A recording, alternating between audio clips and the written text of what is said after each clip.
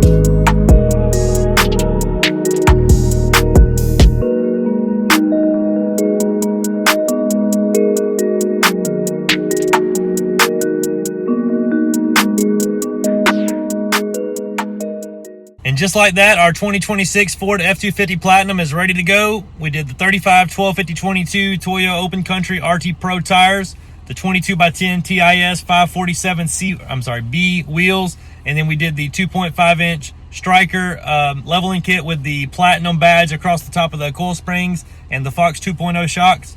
I'm about to get out and show you what we ended up with. Here's our truck, our beautiful 2026 Ford F-250 Platinum.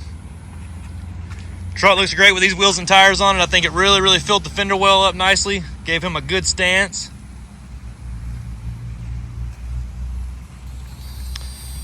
It's a 22x10 TIS 547 B wheel. It's a gloss black cast aluminum, very nice wheel, very good for the price.